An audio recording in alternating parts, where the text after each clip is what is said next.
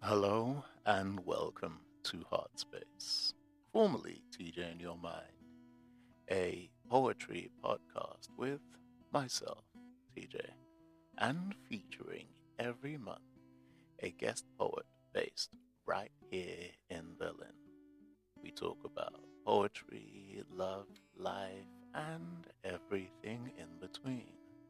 So sit back, relax, and have a listen.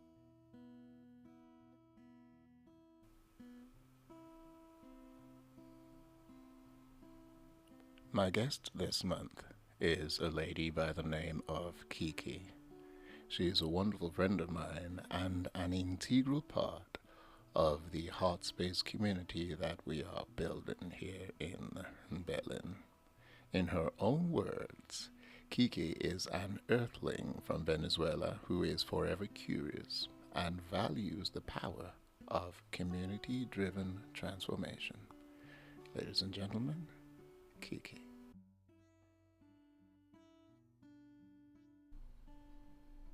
For TJ, the humdrum life, an inspired reply. Feels like more than just humanity. I guess some might call it soul, like the depth that knows no fear, where all dreams are coming from, where all friendships begin and all wars come to an end. That's the place we can all go to when we're well with our true self. In that place, we can be, live it fiercely and with glee, rise from pain, side to side, when we see a pain arise, and stand tall, hearts all bright, embracing the struggles, understanding our might. Know that we here to play a sacred role to how things end.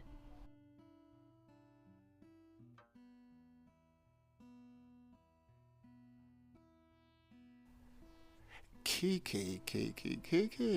Thank you ever so much for joining me on a Hot Space this month. Thank you so much for having me. This is so exciting. I can't believe I'm actually a poet.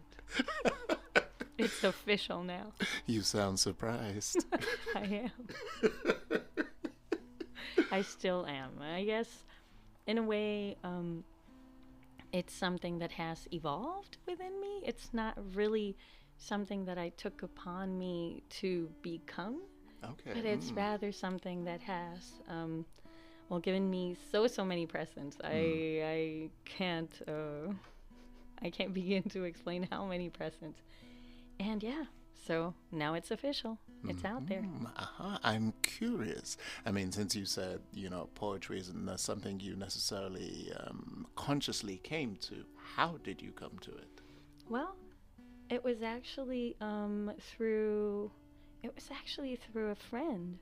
She was in that moment writing a poem, and then through this, I remembered how much I loved rhyming when I was in school. Oh, nice. And I would write little notebooks for friends, and I would write them to the most different occasions.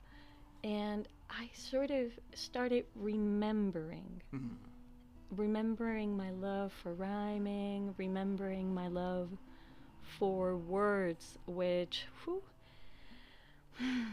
had done me wrong in a way. Okay. The words had done you wrong. The words had done me wrong, or at least the way in which I was engaging with words, which was more from the side of studying in the university, working in the university. Oh, yeah. And of course, there's a lot of reading, there's a lot of words that are somehow involved. Yeah, those words will definitely do you wrong at university. They for sure can. And somehow I, like this friend writing a poem, when I saw her and I asked, "What are you doing?"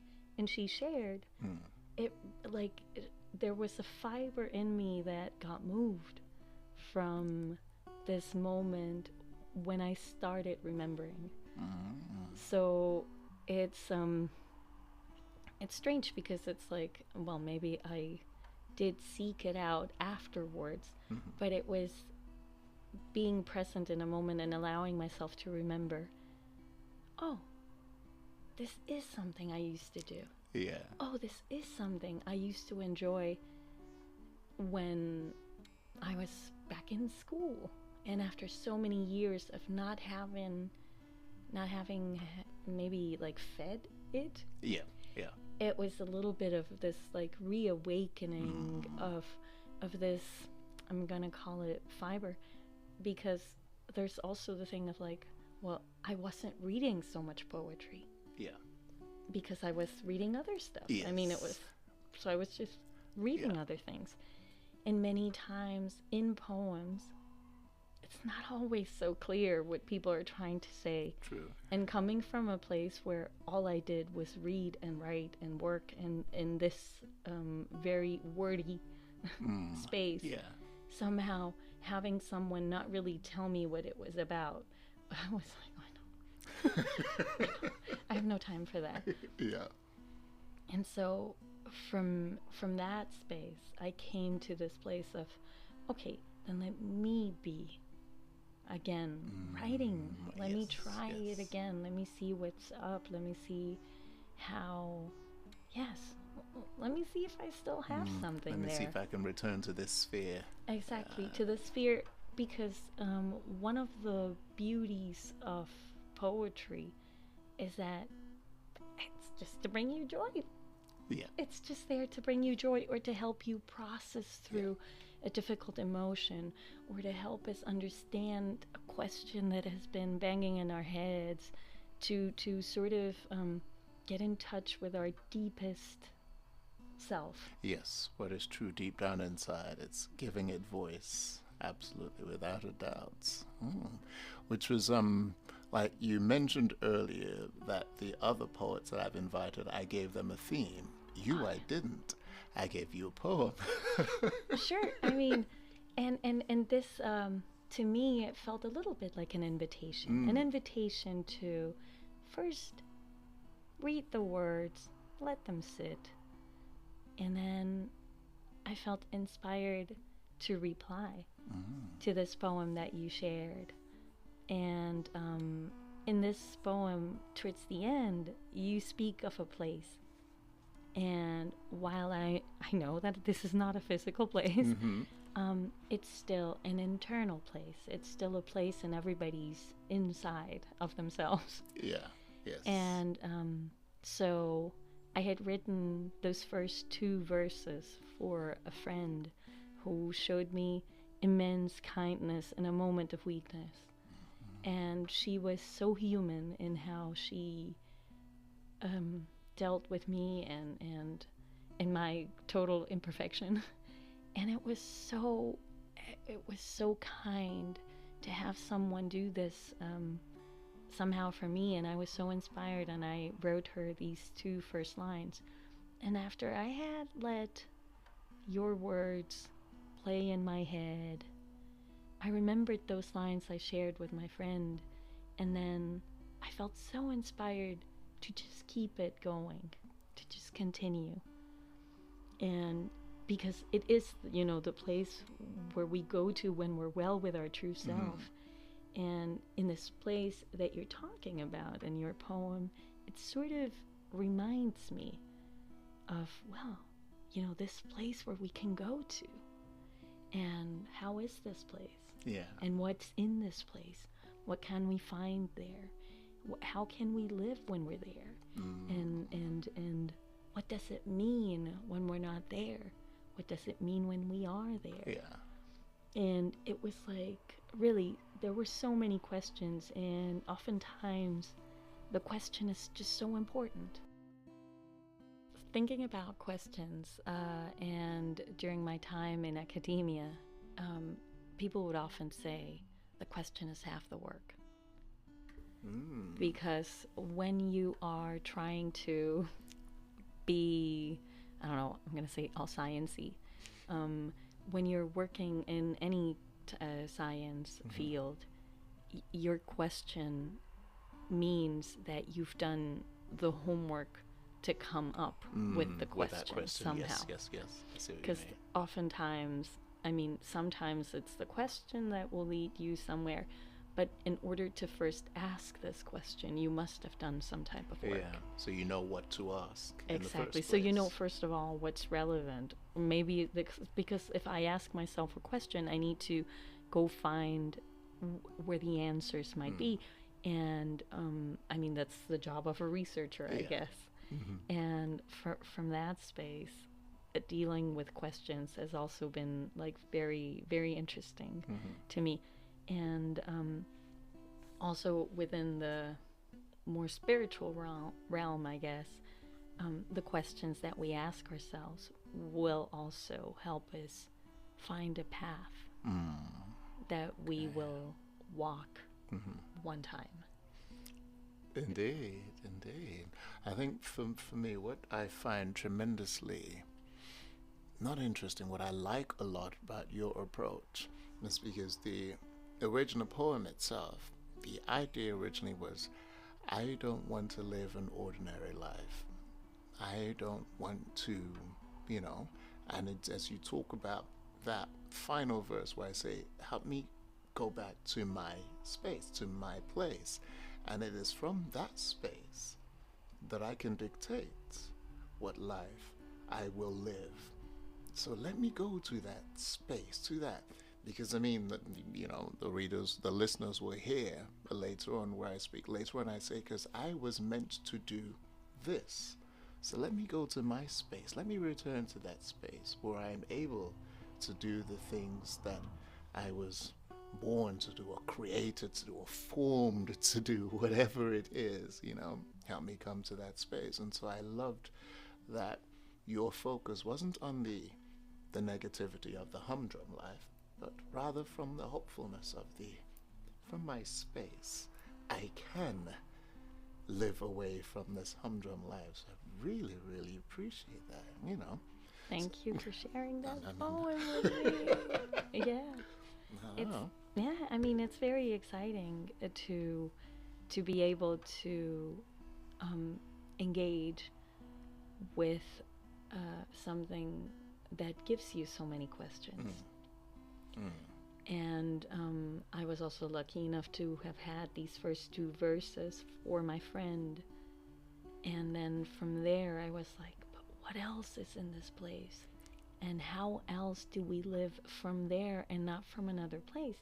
We are living in times where everybody wants to be like everybody else, in the sense that when we think about social media, for example, it's like the standard of living and the way in which, quote unquote, your life has to look like.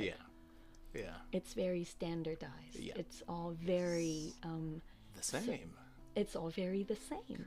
Exactly. It's all very the same. Yeah. So from this place, because if you are in that place of you, where when you're well with your true self, you don't really need to make your life look like anybody else's, especially because you appreciate the value of each of the individuals, each of the people who surround you in your life and in any particular moment. So this is also like, for me, it was like, oh, it's so cool to try and create these space for ourselves that we sort of ask the necessary questions. Am I really well with myself?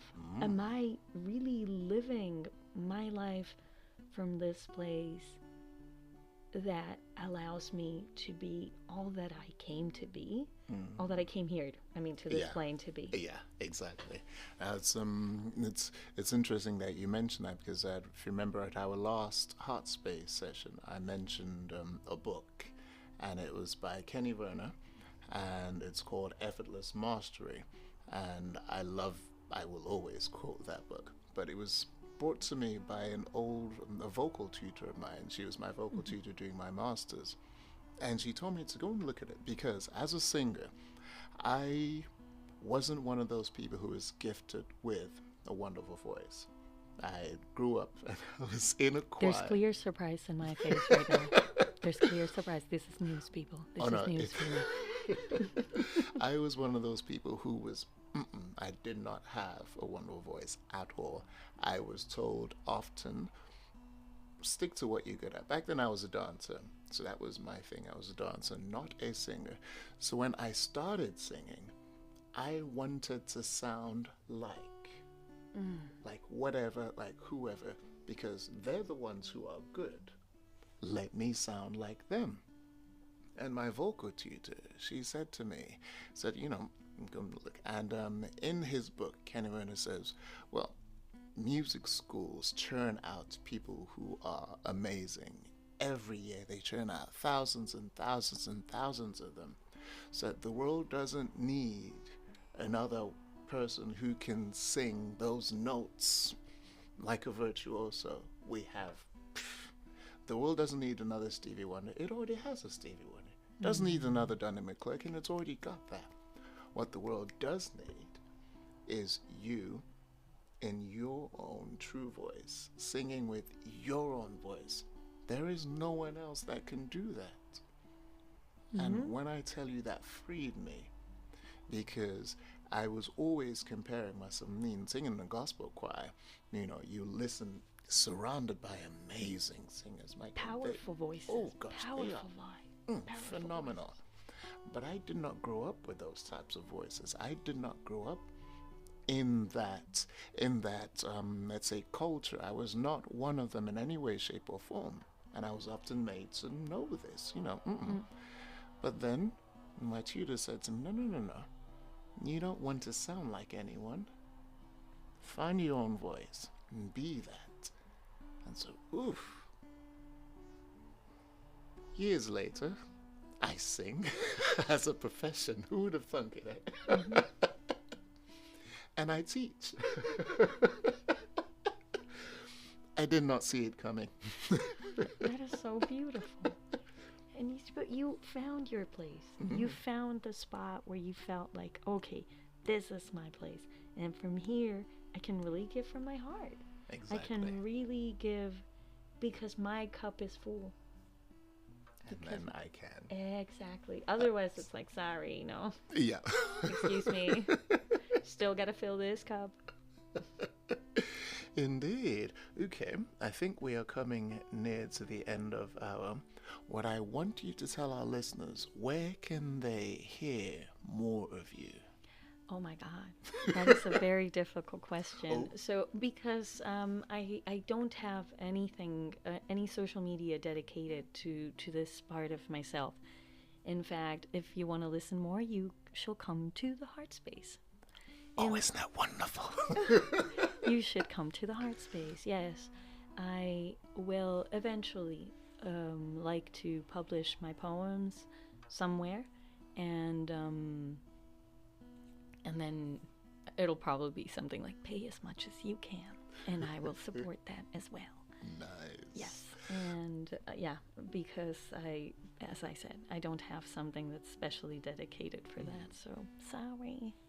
Oh, thank you. But do join us in the Heart Space. Yes, please. Definitely come and join us at Heart Space. I mean, I always tell you about it, at the end of every podcast episode, but definitely come and join us. You get to hear Kiki. Exactly. And I have more poems. I do. This is not the only one. I promise. Thank you ever so much, Kiki, for joining me. Thank you for having me. Oh, no, it was an absolute pleasure. Inviting you was a no-brainer. It was just picking a topic that was the challenge for me, and not for you, because I think you could talk on pretty much any topic. So, thank you ever so much once again. It was a pleasure. Thank you for having me.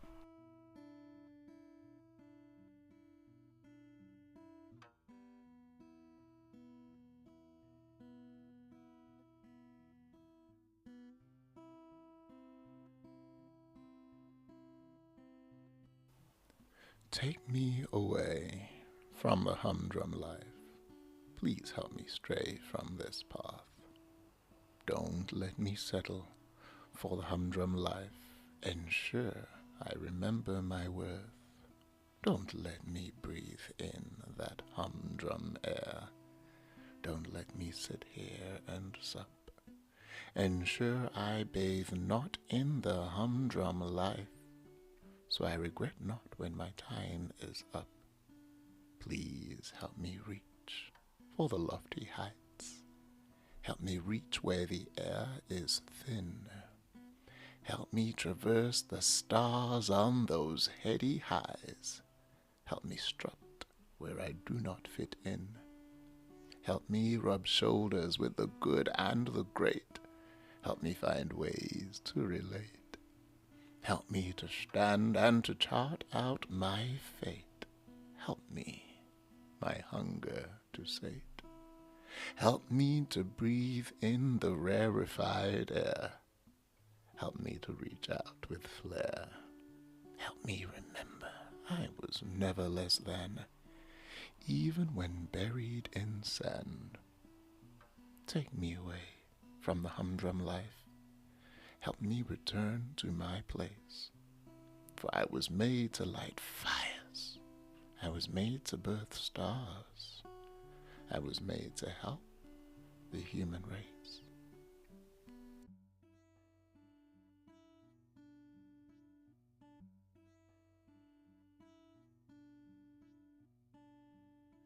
Thank you for joining us on Heart Space. It is always a pleasure to have you with us.